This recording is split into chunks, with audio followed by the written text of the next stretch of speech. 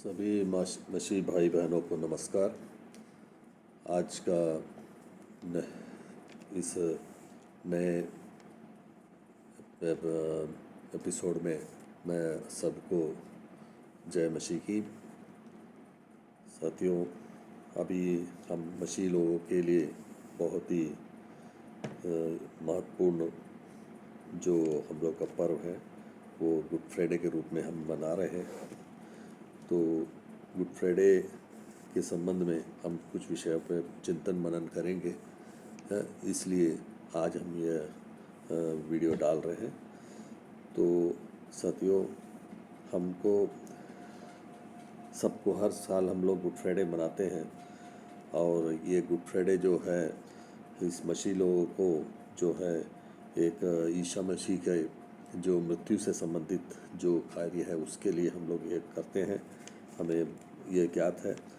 और उस मृत्यु को हम लोग के पूर्व में हम लोग 50 दिन से हम लोग उपवास में रहते हैं और उपवास में रहकर हम लोग पूरे श्रद्धा सुमन के साथ में प्रायश्चित के साथ में पापों के अंगीकार के साथ में हम लोग अपने आप को इस गुड फ्राइडे को मनाने के लिए हम और इसके साथ ही साथ पुनरुत्थान को मनाने के लिए ईस्टर का पर्व जिसे कहते हैं मनाने के लिए हम लोग पूरी तरह से कटिबद्ध रहते हैं। ऐसे समय में हम लोगों को प्रभु यीशु मसीह ने जो हमें सिखाया है वो अपनी जान को उन्होंने कुर्बान दे के उन्होंने हमें जो है यह गुड फ्राइडे हम लोगों के सामने रखा है, जो हम लोगों को हर साल ये हम लोगों को एक दायित्व हम लोग का बनता है। प्रभु यीशु मसीह जो है यहूदियों ने शारीरिक और मानसिक यातनाएं देकर उन्हें जो सूली में चढ़ाया गया है उस संदर्भ को लेकर हम लोग मनाते हैं। इस संदर्भ में हम मत्ती के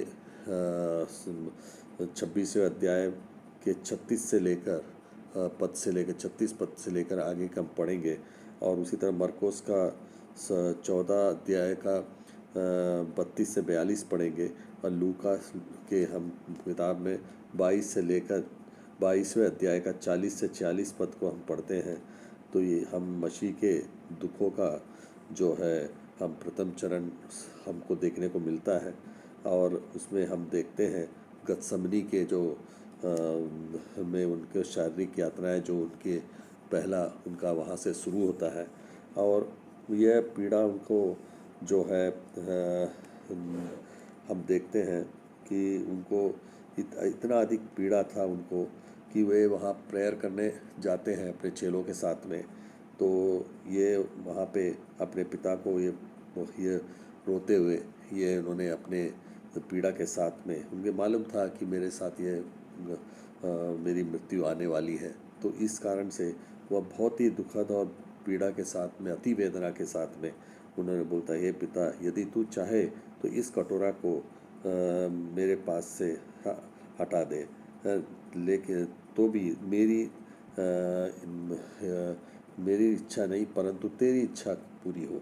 यह मेरी नहीं परंतु तेरी इच्छा पूरी। यहाँ पे वो अब परमेश्वर को पूरी तरह समर्पित होते हैं और उनकी आज्ञा के अनुकरण करते हुए वो बोलते हैं, यहाँ मेरी इच्छा नहीं तेरी इच्छा पूरी होना, और पूरी तरह समर्पित होता है।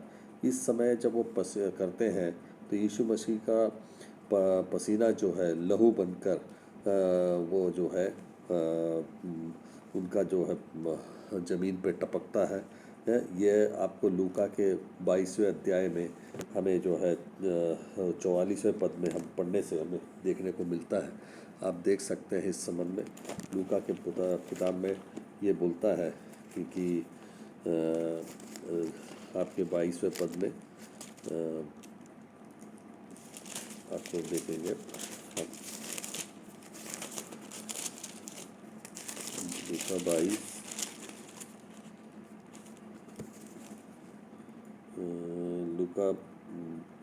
लूका 22 के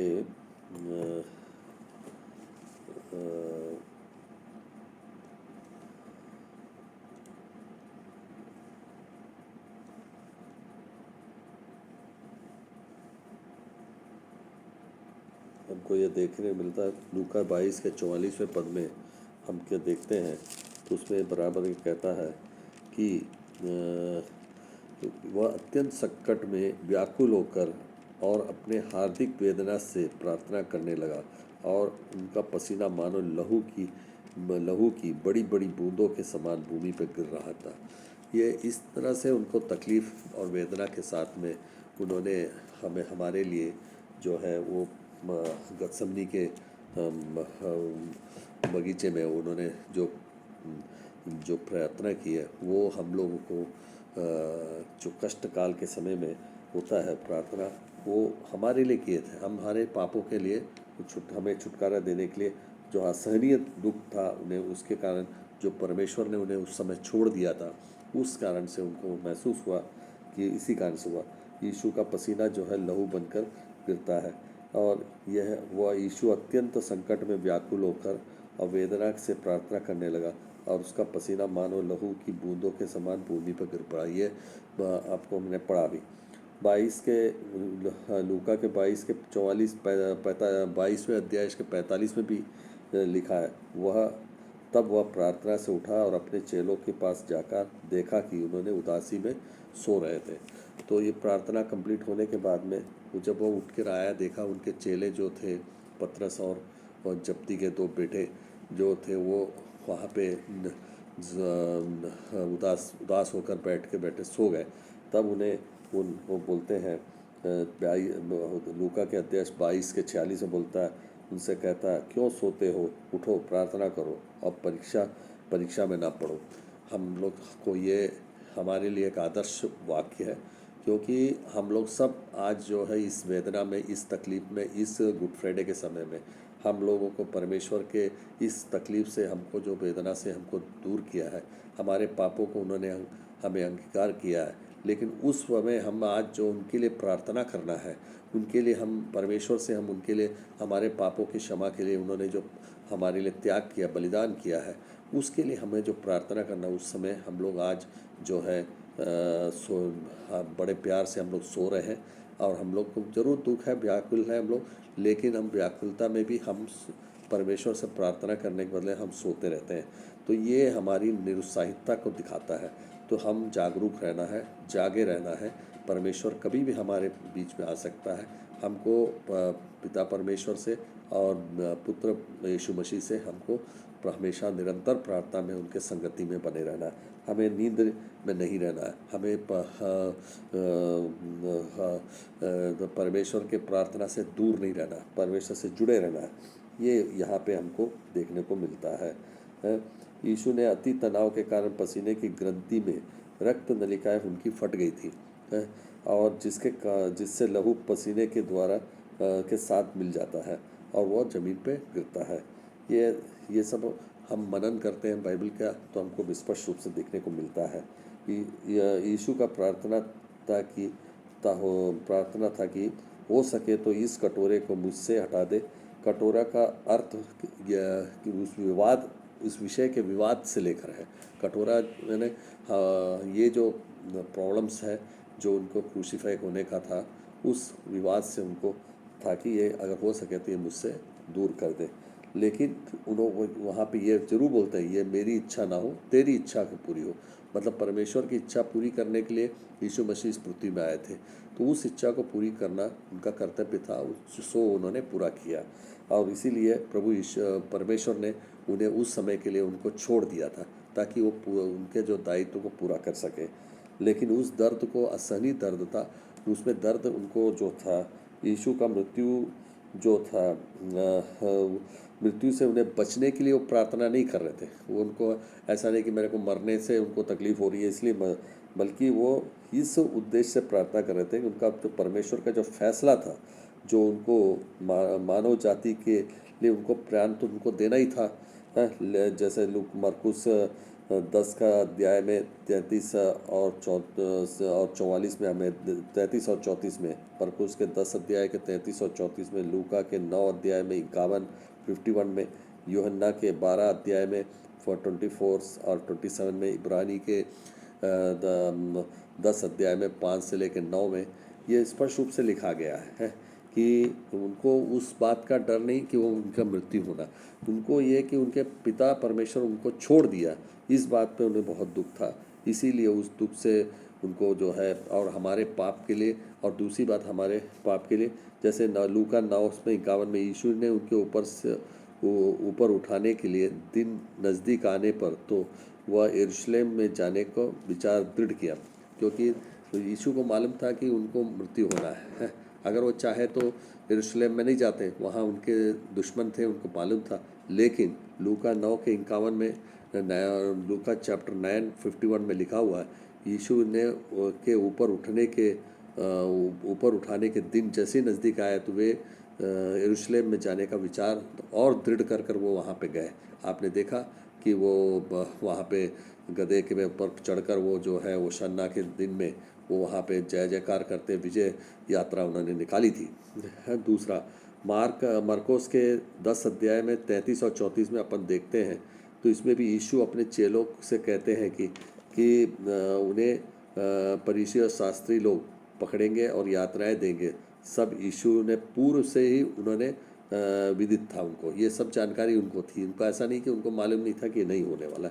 यूहन्ना के 12 अध्याय 24 से 27 में अपन पढ़ेंगे, तो यीशु ने अपने चेलों से कहते हैं कि मुझे इस संसार में फलवंत होना है और तो कष्ट और मृत्यु सहना पड़ेगा। अगर फलवंत होना मतलब उसका ये बोलते हैं कि यीशु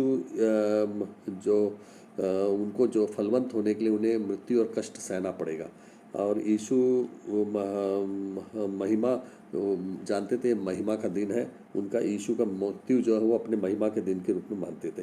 वो अच्छे फसल के लिए उसके दाने के ज़मीन में गिरा के उत्पादन करना जरूरी समझते थे, यानी मरना जरूरी समझते थे। उन्होंने ये उदाहरण दिया है कि गेहूं का दाना जब ज़मीन पर गिर जाता है तो ज़मीन पर गिरने वाला अगर वो मर जाता है तो मतलब वो फलवंत होता, अच्छा फल देगा। तो मुझे मरना ही पड़ेगा तभी मैं इस संसार के लिए फलवंत होगा। तो ये इस विचार से उनका दृढ़ विचार था उनको कि मृत्यु से उसको, इसलिए वो प्रार्थना नहीं कर रहे थे गतसमनी में कि भाई मेरी मृत्यु होने वाली। वो इसलिए प्रार्थना कर रहे थे कि वो उस हमारे पापों का उद्धार हो जाए, एक, और दूसरी साथ ही साथ उनको परमेश्वर उनकी बातों को सुने, उनकी बातों को पिता परमेश्वर उनकी बातों को सुने, इसलिए वो कर रहे थे। यीशु ने अपने चेलों से बताया कि वह अपने पिता से आज्ञा के प्रति समर्पित है और उनके मूल्य को उन्होंने उस चेलों को समझाया। उसके मृत्यु के घड़ी को टाल नहीं सकते, क्योंकि उनका जो उनकी अवस्था जो थी पृथ्वी के, वो उनका जो समय था वो पूरा पृथ्वी में ख़त्म हो चुका था है।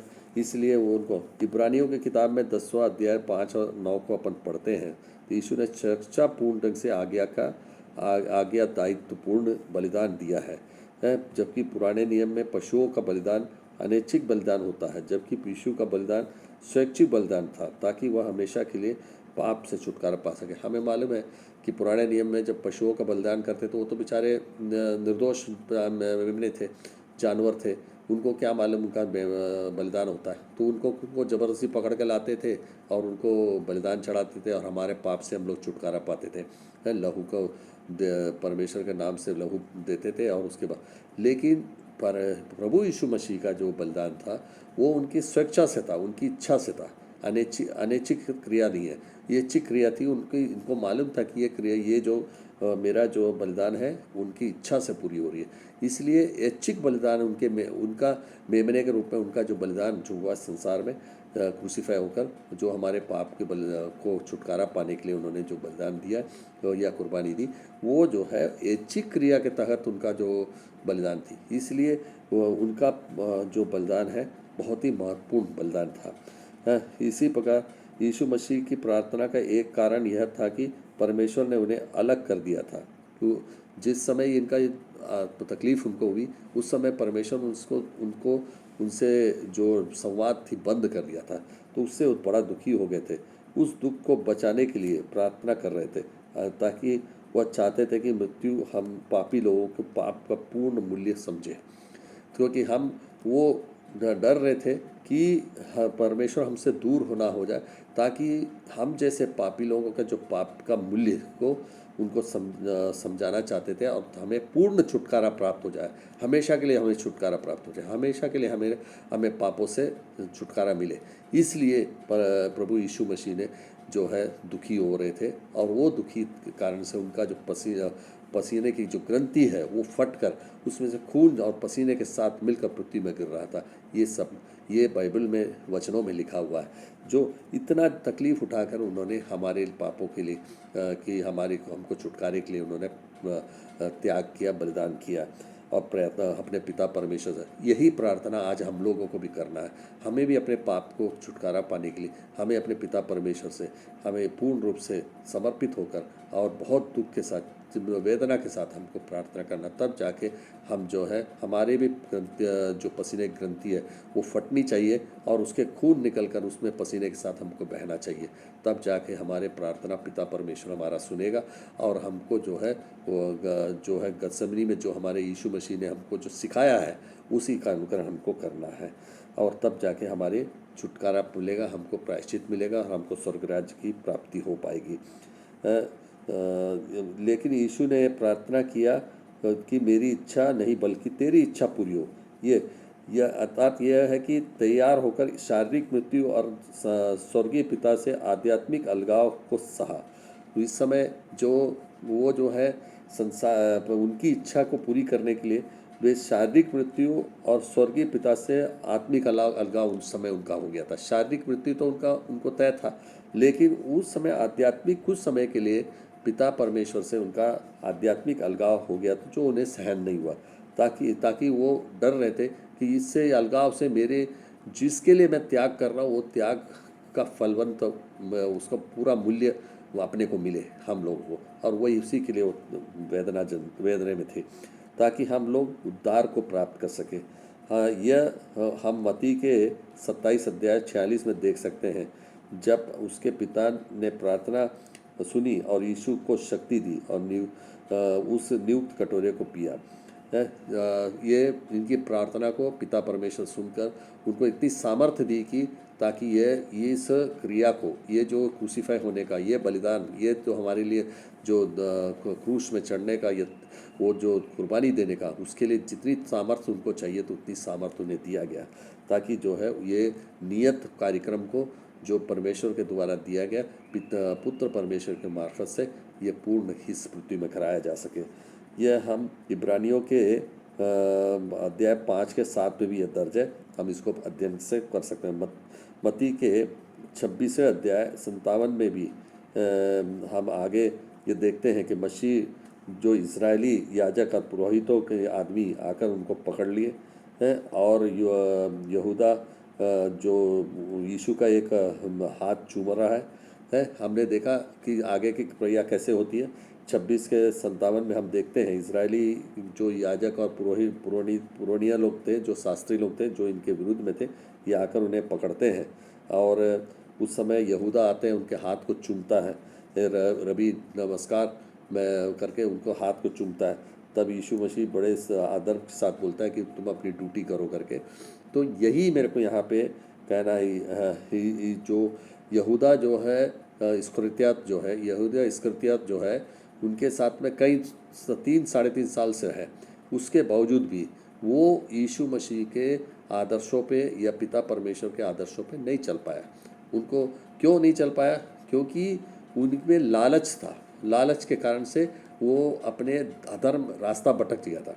तो यही आज हम लोग के लाइफ में है। हम लोग आज चर्च में जाते हैं, आते हैं, सब कुछ करते हैं, लेकिन हम लोग इसके बावजूद भी कलीसिया से जुड़े हैं, सारे कार्यक्रम को हम करते हैं, उससे बहुत जुड़ के हम अपने आप को शोबाजी करते हैं कि हम लोग परमेश्वर के नज़दीक हैं, उपवास लेते हैं, सारे चीज़ क्रियाओं को करते हैं, लेकिन हम इसी यहूदा इस्करियोत के समान हम लोग जो है वक्त आने पर हम लोग यीशु मसीह को या परमेश्वर को हम लोग जो है उसको धोखा दे देते हैं, और धोखा देकर उनके साथ तो विश्वासघात करते हैं। तो यही, और लास्ट में हमें वही स्थिति बनता है जो यहूदा का घटना हुई, वो जो कि लास्ट में हमें आत्महत्या करने की, आध्यात्मिक आत्महत्या करने की स्थिति बन जाती है। तो आध्यात्मिक आत्महत्या हम करते हैं और हम पाप में गिर जाते हैं। तो इसलिए हमें ये सब चीज़ों से हमको समझना है कि हमारी ज़िंदगी में हमें जो है ये एक यहूदा ना बने, हमें जो है एक सच्चे यीशु मसीह के अनुयायी बनकर हमको चलना है। उनके बाद में आप देखते हैं कि यीशु मसीह को लास्ट में ये जो मत्ती के 26वें अध्याय 46 से 57 में हम देखते हैं कि उन्हें पकड़ा गया है। और मरकुस 14 से 14 अध्याय में 43 से 52 में भी हम देखते हैं उनके इसम का उल्लेख लिखा हुआ है कि उन्हें पकड़ा गया। और पकड़ने के बाद में उन्हें जो है हन्ना के सामने उन्हें धार्मिक मुकदमा के हेतु उन्हें उपस्थित करते हैं। यूहन्ना 18 के 12 से 14 के बीच में हम पढ़ते हैं। और हम फिर उसको जो कायप्पा के सामने पेश किया जाता है। वो मत्ती के हम जो है 26वें अध्याय 57 और 59 57 एंड 59 से लेकर 68 तक का हम पोर्शन पढ़ेंगे। ये सारा विस्तृत विवरण इसमें लिखा हुआ है, हम लोगों को याद है। और मरकुस के 14 अध्याय का 53 से और 55 से 56 है, ये हम पढ़ेंगे। तो इसमें हमें उनको कैयफा के पास में गए और वहाँ क्या घटनाएं हुई, सारी वस्तुस्थिति इसमें हमें देखने को मिलता है। उसके बाद पतरस के द्वारा यीशु को पहचानने से वो इनकार करते हैं, कि पूर्व में ही यीशु मसीह ने उन्हें कह दिया था कि तुम मेरे को सुबह होने के पूर्व में मुझे 3 बार मुझे जो है पहचानने से इनकार कर दोगे। कई जब इनको जो मुकदमा चल रहा था उस समय जो है पतरस जो है वहाँ पे खड़े थे, तो उन्हें 3 बार उनसे वो कई लोग बोले तू भी तो इसी आदमी इस व्यक्ति के साथ में है। तो उन्होंने इसको स्पष्ट रूप से बोल दिया नहीं, मैं इनको जानता ही नहीं। तो ये यीशु मसीह पूर्व में ही इनको, इसीलिए हम लोगों के हर चीज़ों में यीशु मसीह हम लोगों के बारे में जानता है। हम लोगों के क्या हम लोग बोलने वाले हैं, क्या सोचने वाले, सब उनको मालूम है। इसलिए हमें बिल्कुल पतरस बाद में बहुत ही विश्वासी बना, बहुत अच्छा प्रचारक बना, सुसमाचारक बना। उसी प्रकार हम लोग जो है पतरस के जैसे यीशु मसीह को धोखा मतलब ये ना कहे, पहचानने से इनकार ना करते हुए उन्हें हम पहचाने और उसके जो क्रिया है उससे हमको सबक लेना है। और हमें पूरी श्रद्धा से, पूरी मुस्तैदी के साथ में, पूरे हिम्मत के साथ में हमें यीशु मसीह के पीछे खड़े रहकर हम लोगों को अपने विश्वास को मजबूत करना है और हमारे को उद्धार पाना है। और इसके ये आपको मत्ती के 26 अध्याय में 59 और 69 में देखिए, मरकुस के 14 अध्याय में 54 से लेकर 66 72 तक हम देख सकते हैं। यूहन्ना में भी यह चीज़ लिखा हुआ है 18वें अध्याय में 24 में। और उसके बाद प्रधान याजकों द्वारा उन्हें दोषी ठहराया जाता है। यह हम मत्ती के 27वें अध्याय में पहले वचन में हम देखते हैं। मरकुस के 15वें अध्याय में पहले अध्याय में देखते हैं। लूका के 22वें अध्याय में 66 पद से लेकर 71 तक हम पढ़ते हैं। तो इसमें प्रधान याजकों द्वारा मुकदमा चलाने के बाद यीशु मसीह को दोषी ठहराते हैं। वो आपको घटना हमें सबको मालूम है। यीशु मसीह के ऊपर कोई दोष नहीं होता है, लेकिन यीशु मसीह को ये बोलता है तू इस परमेश्वर का पुत्र है कहता है। तो उन्होंने बोला ये तूने स्वयं अपने मुंह से कह दिया। तब बस इसी बात को लेके उन पर जो है दोष सिद्ध होना पाया जाता है। और ये उस टाइप से उनको ये सब हम पढ़ने समझ में। यहूदा की मृत्यु भी हमारे में हम पढ़ते हैं, जिन्होंने यीशु मसीह को जो है जो धोखा दिया था, वो बाद में प्रायश्चित करता है। प्रायश्चित करके वो उस दुख से वो जाके उन्होंने जो चांदी के सिक्के किसी से लेके वो जो यीशु मसीह को पकड़वाया, बाद में उन्हें बहुत बड़ा गुनाह महसूस हुआ, उन अपराध में बोध हुआ, तो जाके आत्महत्या कर लेता है। ये हम मत्ती के 27वें अध्याय में 3 से लेकर 10 के बीच में हम पढ़ेंगे, तो इनको हमको समझ में आता है। पिलातोस के सामने में पेशी होती है मत्ती के 27 से लेके दूसरे अध्याय में और 11 अध्याय मत्ती के 14 पद में 11 से लेकर 14 में भी, और मरकुस 15 के दो अध्याय में 2 से लेकर 5 में और उसके बाद ये हेरोदेस के सामने मुकदमा होता है जो लूका के हम जो है 23वें अध्याय में छठवें पद से 12वें पद तक हम पढ़ने से इस हमें ये समझ में आता है। फिर पुनः वो पिलातुस के सामने वो मुकदमा के लिए वापस आता है। मत्ती 27 से लेके हम 11वें अध्याय पद में हम पढ़ते हैं। मरकुस के 15वें अध्याय में 6 से लेके 15 में हम पढ़ते हैं। तो इन्हें जो है पिलातुस के पास में फिर से पुनः मुकदमा आता है जहाँ पे इनको जो है क्रूसीफाई करने के लिए इन्हें जो है छोड़ दिया जाता है। और उसके बाद में उनका ऊपर उपवास किया, मतलब जो उनके जो सैनिक थे यहूदी लोग, उन्होंने उनका उपवास उड़ाते हैं, मजाक उड़ाते हैं, उन पर थूका जाता है, उनको मारा जाता है, पीटा जाता है। ये तमाम चीज़ें हम जो है मत्ती के 27वें अध्याय में 27 से लेकर 39 में, मरकुस के 15वें अध्याय में 6 से लेकर 19वें पद तक हमको देखने को मिलता है। और उसके बाद में उन्हें क्रूस में चढ़ा दिया जाता है। और ये सब कहानी हमें पता है, फिर भी हमें इस पद को इसलिए मैं बता रहा हूँ ताकि हमें रेफ़र करने में आसानी जाएगी। तो इसलिए ये उन्हें क्रूस में चढ़ाते हैं। मत्ती के 27वें अध्याय में 31 में हम देखेंगे तो हमें ये चीज़ हमको देखने को मिलता है। एक मिनट में बता देता, 27-31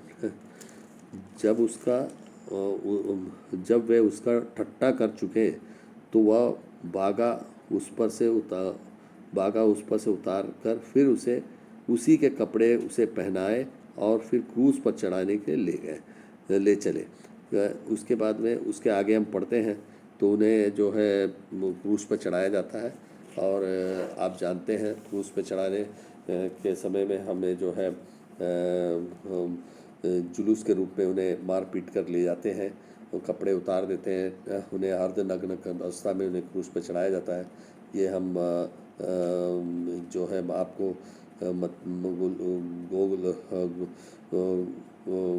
गुलगुलता में जुलूस तक जाते हैं। मत्ती का अध्याय 27 में 32 से लेकर 34 तक हम पढ़ेंगे। मरकुस के अध्याय में 15वें अध्याय से 20 से 23 में पढ़ेंगे। क्रूस में चढ़ाना उन्हें 27वें अध्याय 35 के अंदर में हमें स्पष्ट रूप से वो उन्हें ये बताया जा रहा है कि तब उन्होंने क्रूस पर चढ़ाया और चिट्टियाँ डालकर उसके कपड़े को बांट दिए हैं। यह हमें जो है और उनकी डेड बॉडी के सामने में वहाँ पे, तो ये यहाँ पे परमेश्वर जो है इनको क्रूस पे चढ़ाने के बाद में जो हम देखते हैं कि ईश्वर जो आपका वो ये हमारे प्रभु यीशु मसीह जो है प्राण को त्यागते हैं। और आपका मत्ती के 27वें अध्याय के 46वें पद में हम देखते हैं कि वह तीसरे पहर में यीशु ने बड़े शब्दों के से पुकारता है, एली एली लवा शबक्तनी, अर्थात ये मेरे परमेश्वर तूने मुझे क्यों छोड़ दिया। ये शब्द मतलब हमारे यीशु मसीह ने जो है बहुत दुख के साथ रोते हुए उन्होंने बोला। वहाँ खड़े कितने उन्होंने कई लोगों ने वहाँ पे खड़े थे, ये सारी चीज़ों को देखे हैं। और उन्होंने जो है वहाँ पे उनको प्यास लगा तो तुरंत उन्होंने स्पॉन्ज में सिरके को डुबाकर उन्होंने सरकंडे में रखकर उन्हें चुसाया गया। और इस तरह से हम और इन्होंने जो है इसको चिल्लाकर बाद में यीशु ने बड़े शब्दों के साथ चिल्लाते हुए अपने प्राण को छोड़ दिए। यह सारी चीज़ों को हमने देखा। और उस समय हमारे जो यरूशलेम मंदिर का जो पर्दा था, जो हमें मालूम है कि महायाजक का एक अलग कोठरी होती थी और उसके बाद में अगला एक कोठरी होती थी, उसके बाद में जनता को खड़े होने की कोठरी होती थी। तो वो महायाजक का और जो उसके बाद वाली जो कोठरी जहाँ पूजा कर्म होती थी उसके बीच की जो पर्दा फट गई, तब से हमारे आज जो चर्चेस के अंदर में जो है एक जहाँ हमारे बलि चढ़ाते हैं हम लोग प्रभु भोज के लिए, हम जो बलि चढ़ाते हैं वो जगह और हमारे खड़े होने का जगह बच गया। उसके पहले महायाजक को जो है अंदर जाने का, साल में एक बार उनको अंदर जाने का वो पूजा कर्म करने के लिए जाना पड़ता था। तो आज वो कोटरी, वो पर्दा फट गया, जिसके कारण से आज जो वर्तमान जो स्वरूप हमारा जो चर्चेस का दिखता है, वो उसी कारण से हम लोगों का पर्दा नहीं रह गया, वो खुलापन हो गया। तो ये हम लोगों ने देखा और ये पूर्व नियोजित था, और इस तरह से उनका जो मौत होती है, और ये सारे संपूर्ण चीज़ से हमको ये सीखने को मिलता है साथियों कि हमें जो है पर प्रभु यीशु के मसीह के जो मौत है, उससे हमें बहुत कुछ सीखना है कि हम लोग कितनी तकलीफ़ उठा के उन्होंने हमारे लिए क्रूसीफाई हुआ है, और उस क्रूसीफाई से हम लोगों का ज़िंदगी को उद्धार पाया है, और उसी क्रूसीफाई से हम लोगों को आज जो है हम लोग जो है समाज में हम लोग जो है मसीह होने का गर्व महसूस करते हैं। और आज जो संपूर्ण समाज में जो भी दुख दर्द तकलीफ़ें आ रही है या दर्द, उन सब का उद्धार पाने के लिए हमको प्रभु यीशु मसीह के साथ में हमको संगति करना है, और पिता परमेश्वर के साथ हमको जुड़ना है। और हम लोग जो है आज जो उपवास लेते हैं, या हम लोग जो आज जो है जो जो भी हम प्रार्थनाएं करते हैं, उसमें हम रोज़ उनके साथ जुड़ते जाना, संगति करते जाना, तब जाके हम जो है निरंतर प्रयास से ही हम लोग जो है प्रभु यीशु मसीह से जुड़ पाएंगे। और हमें जो है प्रभु यीशु मसीह के आदर्श के रूप में उन्होंने पिता का जो दायित्व को पूरा करने के लिए जो इस संसार में आए, उस आदर्श का मूल्य हम लोगों को पूरा हम लोग उनके लिए चुका पाएंगे। इसलिए हमको उस क्रूसीफाई होने का मूल्य हमको चुकाने के लिए हमको बिल्कुल निष्पाप होकर हमको जीवन जिताना पड़ेगा। हमारी ज़िंदगी में हमें जो बाइबल के आदर्श बताए, जो बाइबल के वचन जो बताए गए, उस वचनों का पूर्णता अक्षरता पालन करना है। उसका आधा अधूरा करने से नहीं होगा, पूरा अक्षरता हमें पालन करके हमको अपनी ज़िंदगी को सफल बनाना है।